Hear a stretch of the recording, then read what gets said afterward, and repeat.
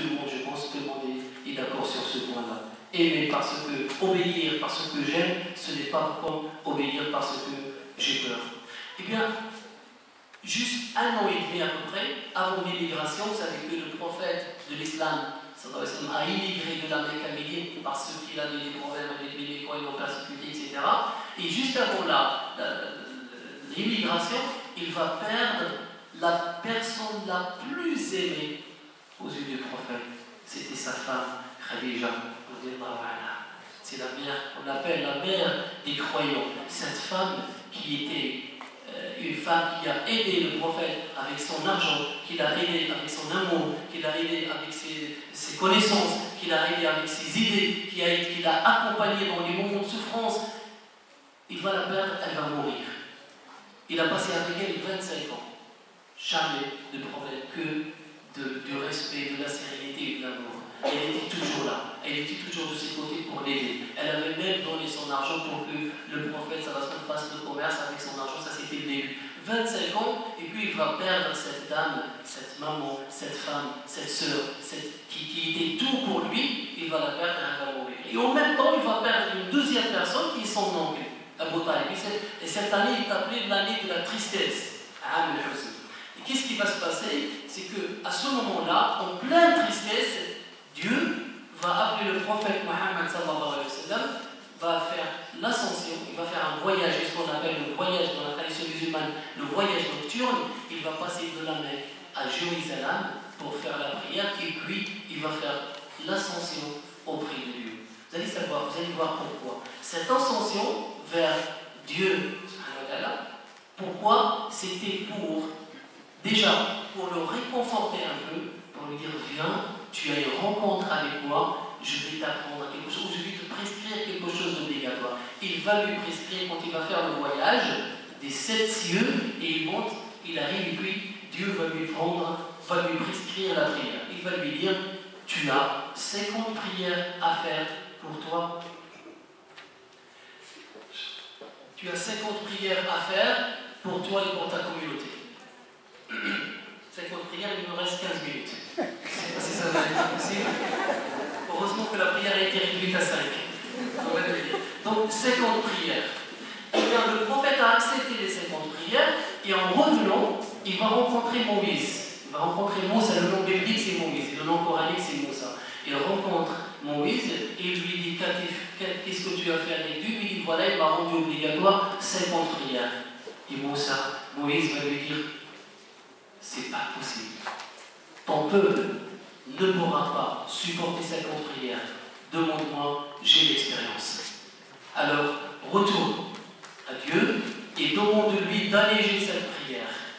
Et le prophète va revenir, il va lui alléger la prière, et il revient, il va voir Moïse, il lui dit non, si beaucoup encore, 2 voyages, 2 fois, au bout de la 3e fois, le prophète a dit à Moïse non mon frère, je ne peux pas. J'ai honte d'aller encore demander de la diminution du nombre de prières. Il lui a donné 5. Et Dieu, quand il lui a donné 5, il lui dit bon, puisque moi je ne reviens jamais sur ma parole, j'avais dit 50, eh bien tu as 5 prières, dont le geste et dont le fait, mais elles comptent 50 prières en valeur. Et nous avons dans la tradition musulmane un verset dans le Coran qui dit Man ja'a bil hasanati falahu ashru amthaliha. Celui qui fait une bonne action, elle est multipliée par 10. Et celui qui fait une mauvaise action, elle est multipliée, elle est comptée comme une mauvaise action. Et s'il ne fait pas cette mauvaise action, elle est transformée en bonne action. Et s'il fait une bonne action, elle est multipliée par 10. Donc c'est 5 prières. 5 prières, alors, comment faire la prière? Ça n'a pas été dit ce n'est pas dans le Coran. Comment faire? On dit dans le Coran, on parle du recours, de l'inclinaison, on parle de la prosternation, mais la façon de faire la prière de A à Z, et là, comment faire la prière, que je vais faire la présentation après, vous allez voir que cette façon au-delà de laquelle je vais faire la prière, c'est la même façon partout dans le monde. Quand vous voyez par exemple les 6 millions, 7 millions à la Mecque, eh bien tout le monde est assis. Quand ils ont des vous voyez tout le monde se lève et ils font la prière en même temps et c'est la même prière un peu partout. Donc 5 prières par jour. Ces 5 prières, ont été étalées dans la journée. On aurait pu faire les 5 prières le matin, par exemple, ou le midi, ou le soir. Mais elles sont partagées, si vous voulez, donc elles sont étalées dans la journée. Le matin, le midi, l'après-midi, le coucher du soleil et le soir. Et ça a un sens. C'est un sens, c'est parce que le croyant, et ça a été évoqué par Nathalie et Frédéric, que le croyant a besoin de ce rappel et a besoin de cette rencontre avec Dieu. Parce que la prière, dans la tradition musulmane, n'est pas seulement, je l'ai dit au début, ce n'est pas seulement des gestes, mais c'est une vie, c'est un moment de plaisir qu'on doit vivre. Le prophète de l'Islam sallallahu alayhi wa sallam a dit et que la prunelle de mes yeux a été faite dans la prière. Et quand il a envie de se reposer, il dit oh Bilal, lève-toi s'il te plaît et fais l'appel à la prière et repose-nous avec la prière. C'est-à-dire que cette prière est un moment de repos, est un moment de bonheur, est une relation qui va me lier avec Dieu, qui va me permettre de lui parler. Comme a dit un saint, si tu veux parler à Dieu, fais ta prière. Fais ta prière ou prosterne-toi. Donc, la prescription c'était ça, 50 prières, puis ça a été divisé en 7, donc ce sont les 5 prières que font les musulmans aujourd'hui. En ce qui concerne la direction c'est la direction de la mer. Au début c'était le Jérusalem. Au début les musulmans faisaient la prière à l'époque du prophète, au début, ça va rester, ils faisaient la prière vers Jérusalem. Après, il y a un verset qui dit nous voyons que tu es en train de chercher une direction vers laquelle tu veux faire ta prière, eh bien, on va te montrer une direction qui va te satisfaire. Fais ta prière à la direction de la mer. Il y a une question qui m'a été posée dernièrement quand on a fait des portes ouvertes pour la communauté chrétienne. Il y avait une femme qui m'avait posé la question, elle m'a dit mais comment vous pouvez dire, comment vous connaissez la direction de la mer pour faire la prière? Je lui ai dit, c'est avec le soleil, quand le soleil est à droite, quand il est au milieu, on arrive quand même à connaître la direction. Et puis elle me dit, mais quand il n'y a pas de soleil, comment vous faites? Ben, je lui ai dit, heureusement, il y a l'iPhone, il y a une application. La direction de la prière, vous appuyez, pray, et puis voilà, la direction de la mer. Donc la direction, c'est la mer. En ce qui concerne les buts, en ce qui concerne, vous laissez juste 2 minutes pour que je puisse faire la présentation. Donc, cette prière chez les musulmans, c'est un moment, comme je disais, c'est un moment de plaisir, c'est une prière qui va nous permettre, parce que dans laquelle Dieu nous pardonne nos péchés, ça nous rapproche de Dieu et ça nous permet ça nous fait rentrer au paradis. C'est des fêtes, bien sûr, sans ostentation, et ça a été aussi évoqué. Et le prophète a dit, le prophète a dit à ses compagnons, que pensez-vous d'une personne devant la porte, devant chez qui il y a une rivière qui passe devant la porte? Que pensez-vous de cette personne qui se lave 5 fois dans cette rivière? Pensez-vous qu'elle aura de la souillure? Ils lui ont dit, non, oh le prophète, cette personne qui va se laver 5 fois dans cette rivière, elle va être propre. Le prophète leur a dit, bien c'est exactement la même chose pour la prière. Vous faites votre prière 5 fois par jour, vous êtes lavé de vos péchés. Et c'est pourquoi je disais que c'est étalé, parce que nous sommes des humains et nous sommes sujets à l'erreur. Et personne n'est parfait. Nous sommes des gens qui font des péchés, mais le meilleur pécheur, c'est celui qui se repent. C'est celui qui revient après chaque péché.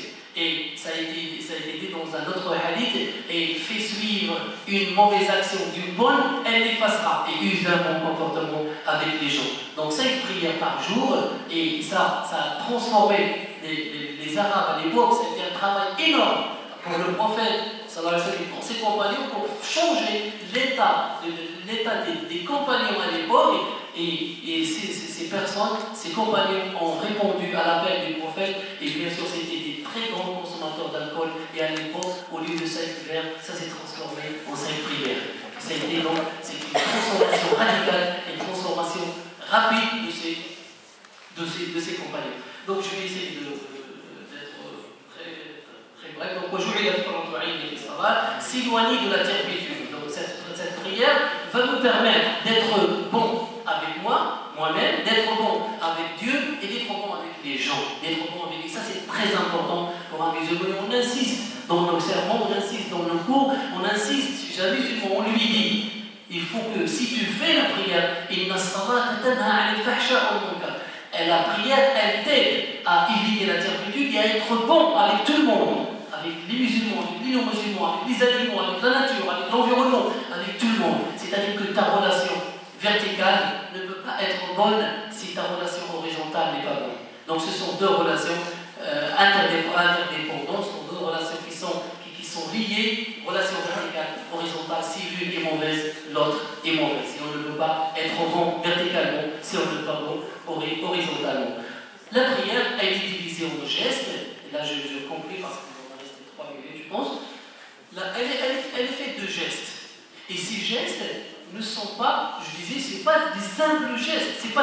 Ça peut être un sport, mais en même temps, ce n'est pas seulement les gestes qui comptent, mais c'est ce qu'il y a à l'intérieur. Parce qu'à l'intérieur de la prière, il y a la position debout, et dans cette position debout, on lit le Coran. J'ai oublié de dire que quand on fait la prière, la personne elle peut faire la prière toute seule, comme elle peut la faire avec l'imam, c'est-à-dire l'imam est devant, qui va diriger la prière. Et les autres sont derrière, ou bien une personne toute seule. Et quand on commence cette prière-là, la première des choses par laquelle on commence, c'est d'abord les ablutions. C'est-à-dire qu'il faut se purifier. On va rentrer dans un monde, dans un autre monde. Donc je ne peux pas rencontrer Dieu parce que c'est une rencontre avec Dieu. Je ne peux pas rentrer dans cette prière sans être en état de pureté. Je dois être pur corporellement, intérieurement, etc. Donc je rentre, je fais les ablutions, les mains, la bouche, le visage. Et là, on attire l'attention des musulmans, on lui dit attention, ces mains qui se lavent 5 fois par jour ne doivent pas faire le mal, ne doivent pas voler. Cette bouche que tu laves 5 fois par jour pour rencontrer Dieu ne te permet pas de dire du mal des gens, ne te permet pas d'insulter, ne te permet pas de mentir. Les pieds également, les yeux, le nez, donc tous les organes qu'on lave pour faire la prière, c'est un lavage qui a un sens. Et qui te dit attention, tu vas rentrer dans une prière, donc sois bon avec toi-même, avec Dieu et avec les gens. Et dans on dit la première des choses qu'on dit Allahu Akbar, Dieu est le plus grand.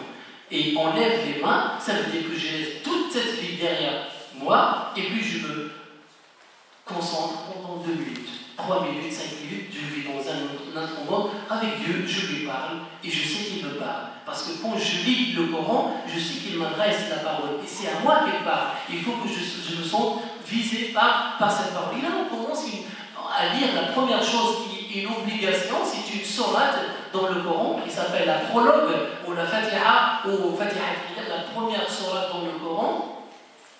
Et on commence par Alhamdulillahi Rabbil Alamin, que sûrement vous avez l'habitude d'entendre, le louange à Dieu, le Seigneur des mondes.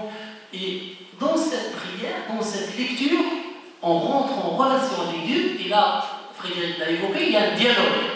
Il y a un dialogue qui s'installe entre nous, entre le musulman quand il fait la prière et Dieu. Quand il dit Alhamdulillahi Rabbil Alamin, et Dieu va dire mon serviteur m'a loué, parce que c'est le louange à Dieu. Ar-Rahman Ar-Rahim, mon serviteur m'a glorifié. Malik Yawmiddin, Abdi Majid, mon serviteur. Et à la fin, il dit Iyyaka na'budu wa iyyaka nasta'in. C'est toi que nous implorons et c'est toi que nous demandons secours. Dieu va dire ça c'est entre moi et mon serviteur, et c'est à mon serviteur de demander ce qu'il veut. Et à ce moment-là, on dit Ihdina as-sirata al-mustaqim, guide-nous le droit chemin. Donc on fait cette, et puis on s'incline, et quand on s'incline, on va faire aussi gloire à Dieu, subhanallah, gloire, etc. Puis on se relève et après on se prosterne. Et cette prosternation, il a évoqué Frédéric en parlant de la prosternation, c'est un moment, je ne peux pas vous le décrire, mais c'est un moment où on pose le front, c'est la partie la plus importante. En pleine humilité, on la pose par terre et on lui dit me voilà, je suis venu vers toi, accepte-moi. Vous savez, il y a même un saint, une personne qui n'est pas de nos prédécesseurs, quand il s'est incliné, il restait un bon moment quand il se prosternait, il restait un bon moment dans son prosternation. Il y a quelqu'un qui s'est posé la question, qui voulait savoir qu'est-ce qu'il disait dans sa prosternation. Et qu'est-ce qu'il disait? Il dit Ya Allah, Oh Dieu, je t'aime. Si, il dit, si tu me demandes sur mes péchés, ben je sais que je connais ta miséricorde.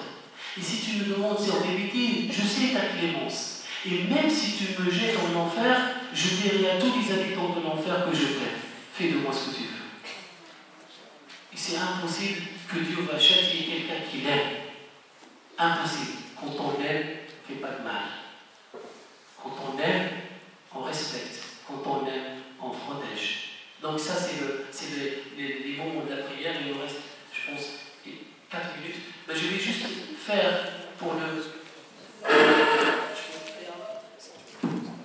Je vais faire la prière en live.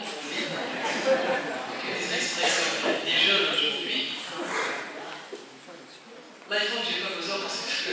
Très bien, merci. Alors, donc, je disais qu'on se dirige vers la Mecque. Et peut-être que vous avez vu quelqu'un faire la prière dans la rue. Maintenant, c'est difficile aujourd'hui. Parenthèse. Vous avez vu quelqu'un faire la prière. Donc, la première des choses, je disais, c'est qu'on se dirige vers la Mecque. Comme disait Patrick, heureusement qu'il y a surtout en Bretagne. Heureusement, il y a l'iPhone. Donc, on cherche la direction de la Mecque. Et puis, on se met en état de pureté, propre. Alors, l'habit, ce n'est pas important. Donc, on n'est pas obligé d'avoir un habit comme ça. Je l'ai fait aujourd'hui, c'est juste pour... parce qu'on va parler de la prière. On n'est pas obligé. L'essentiel, c'est d'avoir un habit qui couvre le corps. Et donc, la première des choses, c'est que je dis Allah. Donc, je dirige avec ma main, c'est ce que je disais. Et quand je fais comme ça, je dois avoir cette intention que je laisse tout derrière moi pendant ces minutes-là, et puis je commence ma prière. Et je dis Allah Akbar, et je commence une lecture. Alors si je suis imam avec des gens sont derrière moi alignés, et si je suis tout seul, je le fais tout seul, et si nous sommes deux, la personne vient juste à côté. Et puis je commence Alhamdulillahi Rabbil Alamin, Ar-Rahman Ar-Rahim, bien sûr tout en étant concentré comme ça, et en regardant dans la prière nous demande d'être concentré, parce que sinon, ça arrive, vous pouvez voir une personne qui est en train de faire la prière, Rahman Rahim, et ça montre parce qu'elle va rater son train, elle va rater, mais on demande une forte concentration, et quand on finit Al-Fatiha, après on va lire un peu de Coran pour celui qui connaît, celui qui veut lire beaucoup, il lit beaucoup, celui qui veut lire peu, il lit peu.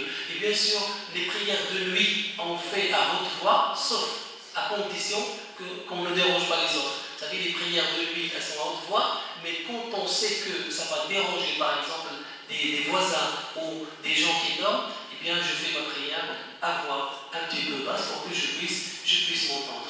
Je lis la Fatiha, je lis le Coran, et puis je m'incline. Et je dis Allah. Et là, l'inclinaison, ça nous demande d'être vraiment en position sportive. Là, ça fait du bien, hein, je me rassure, ça fait du bien des fois, même pour le corps. Donc je m'incline, et en disant Subhana Rabbil Azim, Subhana Rabbil Azim, Subhana Rabbil Azim. Donc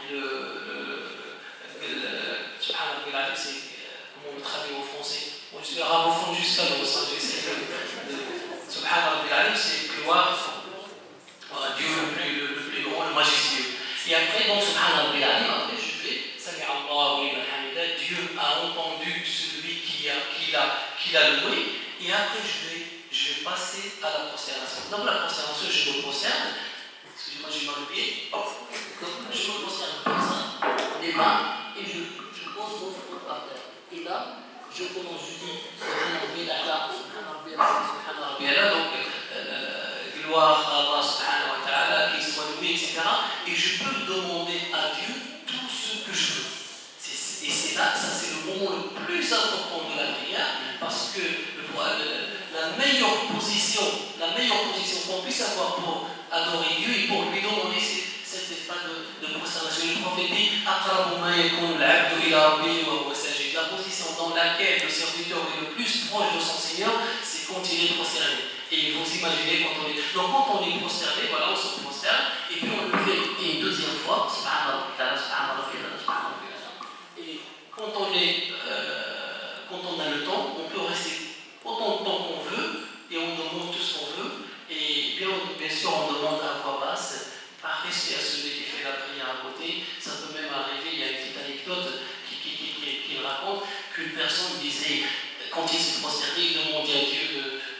l'argent, il demandait des Ferrari, il demandait... Et l'autre, le pauvre, il est à côté, il est en train de demander à Allah, j'ai besoin de 100 euros, j'ai besoin de 100 euros, il répète. Et bien celui qui est à côté qui demandait la Ferrari, on arrive là, il prend son euro, il lui dit tiens, et laisse-moi faire les indications. Vous voyez, Dieu a exaucé à celui qui a 100 euros, et pas celui qui est... Bon, ça c'était juste une... Il y avait une braquette, ça, une petite parenthèse. Donc je me prosterne, subhanallah, et après je me relève. Donc le cycle de la prière, c'est ça. C'est ça le cycle, et on le répète. Quand vous entendez il y a 3 divisions, 4 divisions, 2 divisions, c'est ça. Je répète le cycle, je le répète là complètement exactement comme on fait la prière. Je le fais exactement, hein, je ne vais pas vous parler, je ne vais pas faire de commentaires, mais je vais faire le cycle, un cycle de la prière. Sachant les prières du matin, on a 2 cycles, les prières du midi, 4 cycles, l'après-midi, 4 cycles, le lever du soleil, le coucher du soleil, 3 cycles, et la prière du soir, 4 cycles. Donc là, je vais la faire, je ne vais pas vous parler. Je vais pas faire la prière, mais c'est juste la présentation. Donc je vais la faire de un cycle, et après vous multipliez par 2, ou par 3, ou par 4. Allahu Akbar.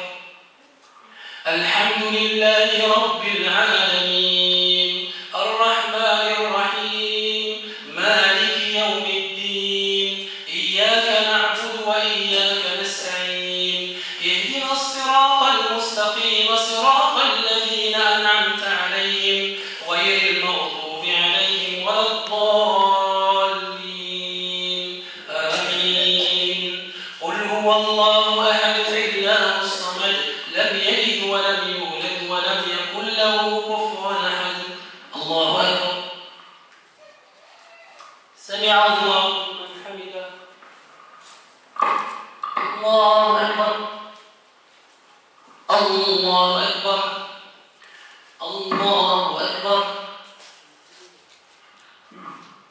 الله أكبر. Et après le cycle repose.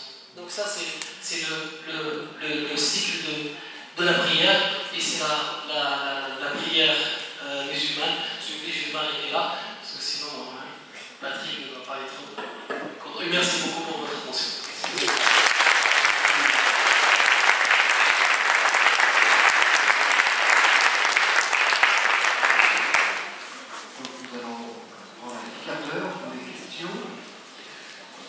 Alors, nous allons commencer par une série de questions qui tournent autour de la prière chrétienne. Pourquoi prier Marie ou Jésus au lieu de s'adresser directement à Dieu, le Créateur? Comment l'unique peut-il avoir un fils? Voilà une première série de questions. Et où se trouve la prière de notre Père dans la Bible?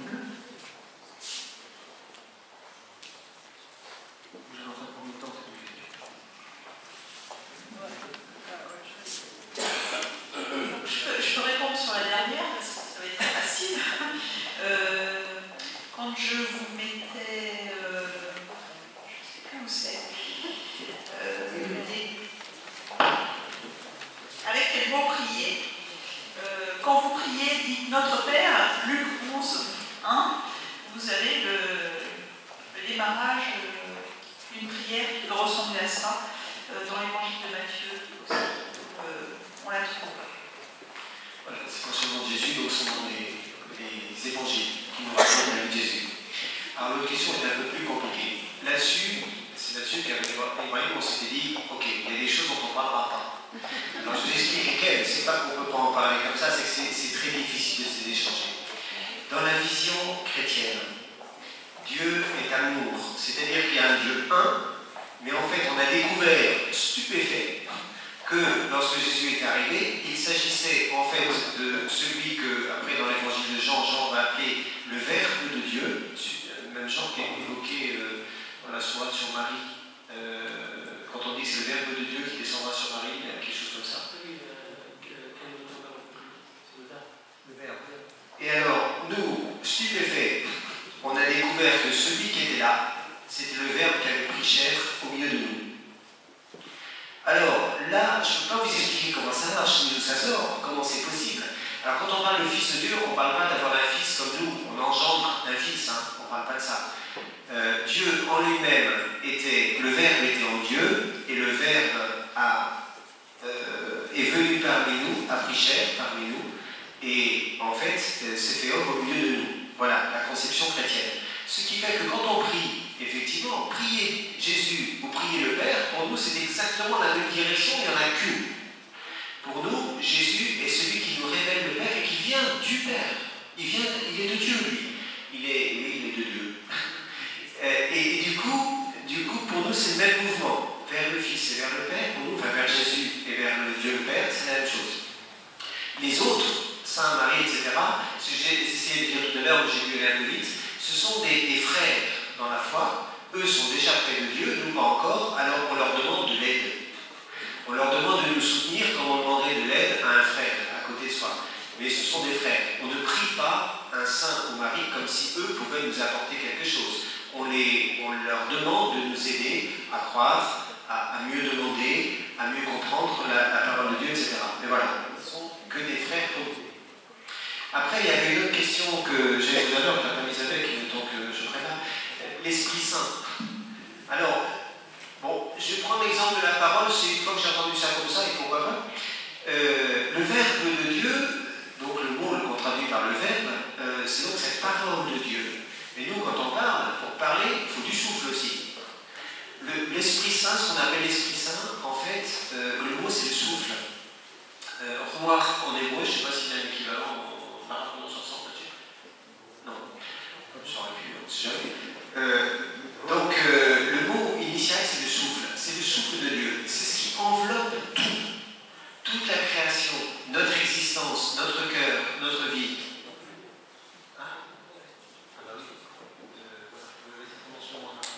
Ah ouais. Donc la même racine.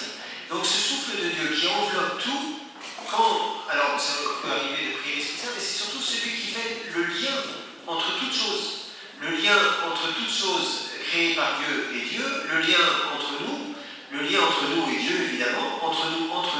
Parce que tout à l'heure, quand Brian me faisait un petit geste en parlant de la dimension verticale et horizontale, parce que là, évidemment, on a un peu piqué le signe, parce que quand nous on fait le signe de pas sur nous, c'est ça qu'on dit. L'amour vient de Dieu vers nous, pour nous par le Fils, et l'Esprit Saint, le souffle de Dieu, c'est ce qui nous unit les uns aux autres dans cet amour de Dieu. Voilà. Donc ce mouvement d'amour qui est en Dieu, c'est ce qu'on appelle l'Esprit Saint. Merci.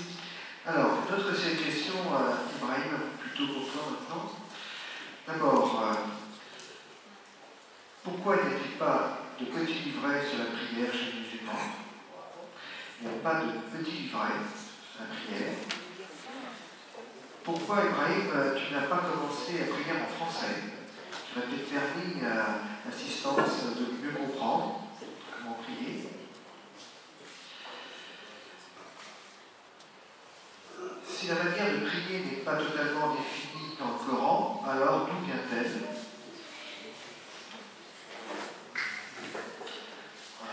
Alors, donc la première question pour le livret, s'il y a des livrets pour comment faire la prière, il y a des livrets pour tout âge. Il y a des livrets où on indique exactement ce qu'il faut faire et ce qu'on dit.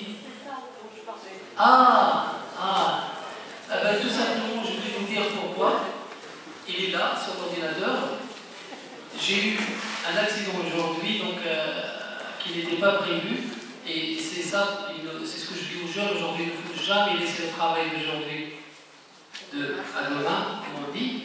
Je voulais l'imprimer aujourd'hui, mais j'ai eu un accident, donc c'était très, très difficile pour moi pour le faire, mais je peux vous transmettre sans aucun problème. Et donc il y a la même chose comme ce qui a été distribué, avec des images et tout. Donc avec même ce qu'on vient de dire, tout le sommaire qu'on a fait, donc il y est dans le... Je vais l'envoyer à Frédéric. Donc ça c'est la première question. Alors la prière en français, tu parles de l'invocation, de l'art ou de la prière? Parce que la prière je l'ai fait en français. Ou bien les paroles. La personne qui a posé la question, est-ce que vous parlez de l'invocation? L'invocation. Je peux la traduire, il n'y a aucun problème. On va la traduire à la fin. Il y aura une autre invocation à la fin, on va la traduire. Donc il n'y a pas de problème. Voilà. Troisième question.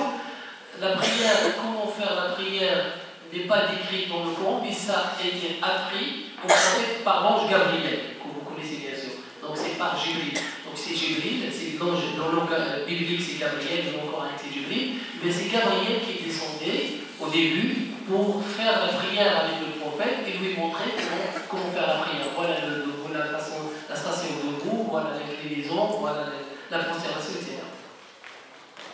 Voilà. Alors, la question suivante. La prière est une forme de soumission pour les musulmans. Est-il la même chose pour la prière chrétienne? Pas tout à fait. Et c'est la raison qui fait que quand les musulmans prient, ils se prosternent, après avoir entendu le Dieu est le plus grand, et que les chrétiens, quand ils prient ensemble Notre Père, se lèvent. C'est pas pour faire la tête ou pour... Voilà, c'est notre tradition. Parce que nous, quand nous prions, nous ne commençons pas par Dieu est le plus grand. Et là-dessus, je m'incline, et j'ai beaucoup apprécié non seulement la présentation, mais la qualité de la... spirituelle en fait et qu'il y a dans la prière musulmane. Mais le chrétien quand il prie commence sa prière par notre Père qui est aux cieux. Et en fait, ce que pour nous Jésus nous a appris, c'est que Dieu était vraiment notre Père. Et alors un parent normal ne demande pas de ses enfants de se prosterner devant lui. Quand on a découvert ça, là aussi je vais dire un peu stupéfait, il a fallu du temps pour ça dans les têtes. On a compris qu'en fait, notre relation à Dieu est une relation d'enfant à son Père. Et du coup, quand on prie, on entend, nous, tout à l'heure, tu prenais les réponses de Dieu pendant la Fatiha, et tu rythmais la Fatiha par les réponses de Dieu, monsieur. Les réponses de Dieu ne sont pas dans la Fatiha. Oui, je sais bien qu'elles ne sont pas dedans, mais j'entendais que tu les mettais. Donc, je vais faire la même chose. Quand on va dire le Notre Père, c'est comme si Dieu nous disait, non, tu es mon enfant, lève-toi, et parle-moi face à face. De personne à personne. Pour nous, ce que nous avons surtout découvert en Jésus, c'est un Dieu qui nous parlait face à face et qui nous demande de continuer. Voilà. C'est pour ça qu'on se lève dans la prière. Notre relation n'est pas d'abord une relation de soumission, mais une relation d'enfant qui se tourne vers son Père. Voilà. Et même la prière musulmane, c'est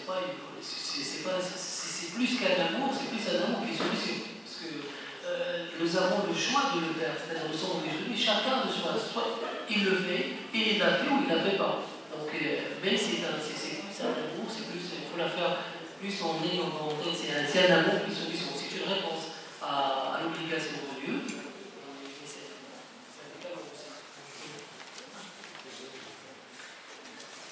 Une question concernant les ablutions, la différence entre chrétiens et musulmans. Et pourquoi les chrétiens ne font pas d'ablution? Première question. Deuxième question. À la mosquée, nous ne mélangeons pas les femmes et les hommes. Voilà. Donc, chez les chrétiens, il y a mélange femmes et hommes. Et la question était la suivante: comment garantir que ma femme ne va pas être braquée si je ne suis pas là?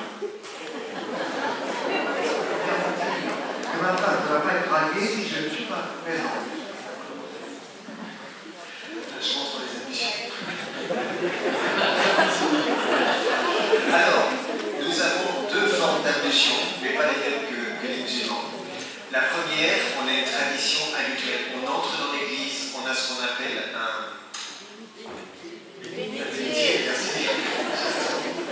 bénitier avec de l'eau qui est réservée pour ça, et avec laquelle simplement, toujours pareil, c'est toujours le même geste, on fait un signe de croix avec l'eau, pour dire j'entre dans un lieu sacré. Mais notre impulsion principale, c'est ce que j'appelais tout à l'heure le début de la prière, la demande de pardon. Voilà.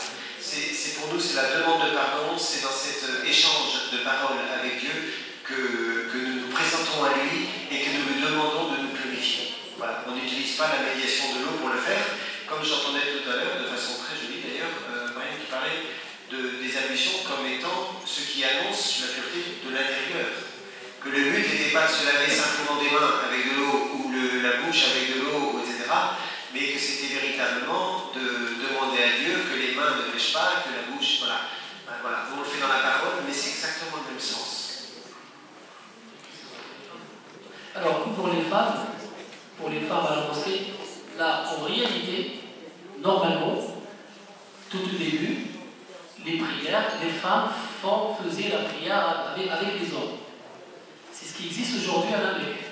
Donc aujourd'hui à la Mecque, il y a des femmes et des hommes. Sauf, il y a une indication, et Vous allez comprendre pourquoi. C'est que les femmes se mettent derrière et les hommes devant.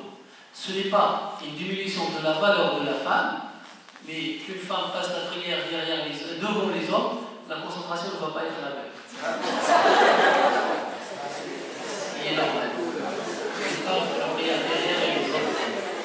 Voilà, mais ça ne diminue en rien de la valeur de la femme, ça n'a rien à voir.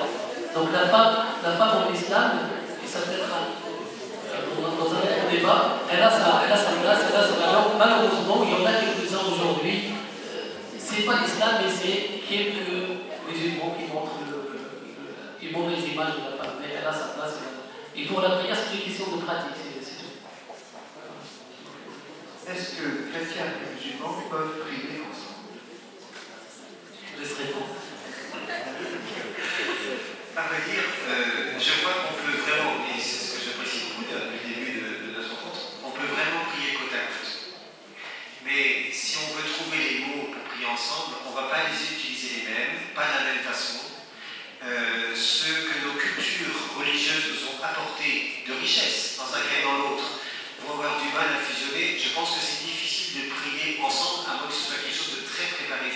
Mais nos réflexes étant pas du tout les mêmes, moi je crois plus sage de prier côte à côte en sachant que, tu sais, on nous demande, des fois on nous dit ouais, on a le même Dieu. Je dis ouais, d'une certaine façon, forcément, Dieu est unique. Mais comme pour aller vers lui, on a pris des chemins un peu divergents, il vaut mieux suivre fidèlement son chemin et Dieu, et laisser à Dieu le temps de nous rapprocher. Parce que si on essaie de le faire trop vite, on a des courts-circuits qui vont gêner. Et si on se mettait à prier vraiment à la façon chrétienne, les mots que nous utilisons, quand on parle de Jésus, fils de Dieu, c'était très juste de dire le fils de Dieu, qu'est-ce que ça veut dire? Parce que si on prend fils dans le sens habituel, ça ne veut rien dire du tout. Dans notre sens à nous, chrétiens spirituels, ça veut dire quelque chose. Mais vous imaginez le temps qu'il nous faudrait pour vous expliquer pourquoi on prie au nom du Père, du Fils et du Saint-Esprit. Alors, voilà, je crois que ça serait trop difficile de prier ensemble. Par contre, prier côte à côte, dans un profond et véritable respect de l'autre, en croyant dans les deux cas que nos prières rejoignent le cœur de Dieu. Une prière sincère ne peut pas rater le cœur de Dieu de toute façon. Donc en croyant que nos prières rejoignent le cœur de Dieu et compter sur la prière de l'autre, comme permettre à l'autre de compter sur la mienne, tout ça je crois que c'est vraiment très important. Donc la dernière question est adressée à Ibrahim. Est-ce que seuls les imams peuvent psalmodier? En fait, le fait de psalmodier le Coran, ça je l'avais évoqué la dernière fois quand j'avais lu le Coran psalmodiant. Ce n'est pas une obligation, mais c'est un plus. Quand on fait la prière, il vaut mieux psalmodier en lisant, mais pas seulement les imams. C'est-à-dire toute personne qui fait la prière peut psalmodier. D'ailleurs, pas seulement dans la prière, mais dans la lecture du Coran en général. Il y a un verset dans le Coran qui dit Warattil al-Qur'an tartila, et ce verset-là qui psalmodie, mais autant lire le Coran avec des règles pour qu'on puisse sortir chaque mot, on lui donne chaque lettre, chaque mot on lui donne sa valeur. Mais le lire de la façon dont je l'ai fait, ce n'est pas une obligation. Parce qu'on peut dire par exemple Alhamdulillahi Rabbil Alamin, Ar-Rahman Ar-Rahim, Maliki Yawmiddin. Donc ça c'est un choix. Soit on le fait comme ça, soit. Voilà. Merci d'avoir répondu aussi directement à toutes les questions. Nous allons donc conclure ce temps par une prière. D'abord la prière chrétienne, et ensuite l'invocation musulmane.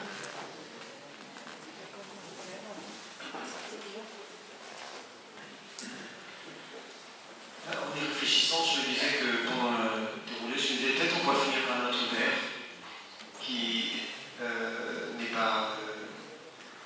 ne pose pas un problème théologique majeur avec les musulmans, qui s'adresse à notre Maître, mais dont nous savons, a fortiori quand on fait des rencontres comme celle-là, qui nous est commun, qui nous dépasse, et qu'on ne le récupère pas dans un morceau de l'humanité, mais qui nous est commun. Alors peut-être on va finir par notre Père, du même coup on va pouvoir dire ensemble. Oui, dans d'habitude on est debout, mais là quand on est ensemble, on va peut-être venir aussi, ça va aller aussi.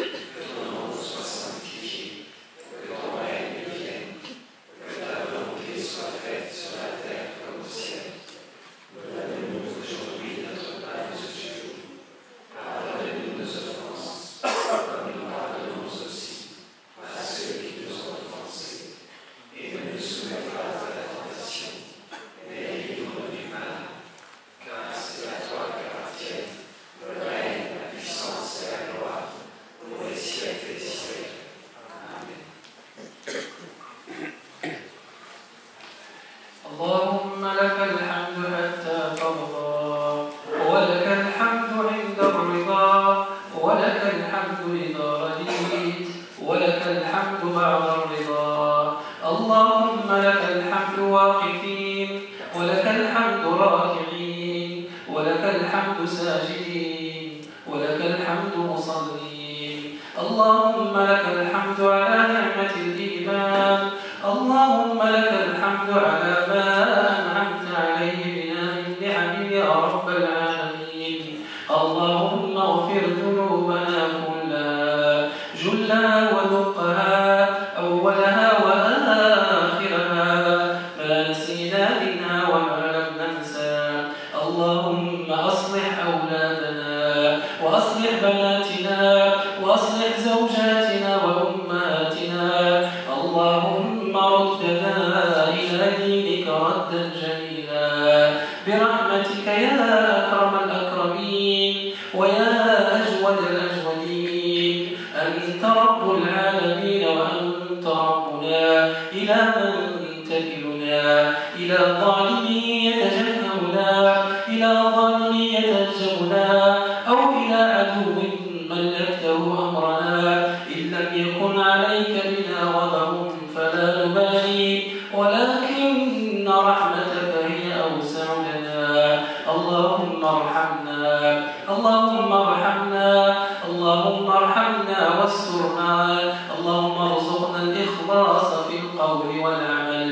اللهم اهدنا واهد بنا واجعلنا سببا وسبيلا لمن اهتدى. وصل اللهم وسلم وبارك على سيدنا محمد وعلى آله وصحبه وسلم تسليما. سبحان ربك رب العزة عما يصفون وسلام على المرسلين والحمد لله رب العالمين.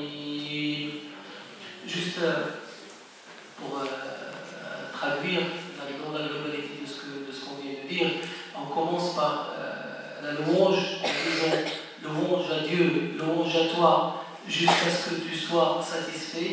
Louange à toi après la satisfaction. Louange à toi pour tout ce que tu nous as donné de bienfaits. Nous demandons à toi de nous guider au droit chemin. Nous te demandons de nous protéger, de protéger nos enfants, de protéger nos femmes, de protéger nos parents. Nous te demandons de nous donner des biens. Nous te demandons de nous faire ou de nous pardonner tous nos péchés, tout ce qu'on a fait. Nous te demandons de nous rapprocher de toi et de nous faire de nous des gens de bien qui font le bien. Et je termine par cette chose, n'oubliez pas de dire à ceux que vous aimez, que vous les aimez. Voilà, merci.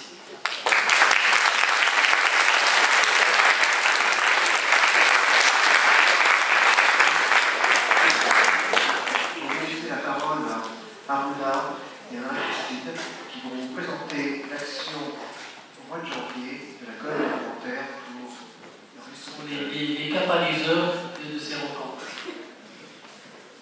Salam alaikum, bonsoir à tous. En fait, on voulait vous informer que le 14 janvier, il y aura une collecte alimentaire en partenariat avec les restaurants du cœur à Saint-Pierre-Marquet, comme on l'avait fait les années précédentes. Et le 28 janvier également, une collecte alimentaire à Lidl. Donc on compte sur votre participation, sur votre motivation et sur le travail qu'on a déjà fait ensemble l'année dernière. Donc voilà, on compte sur vous.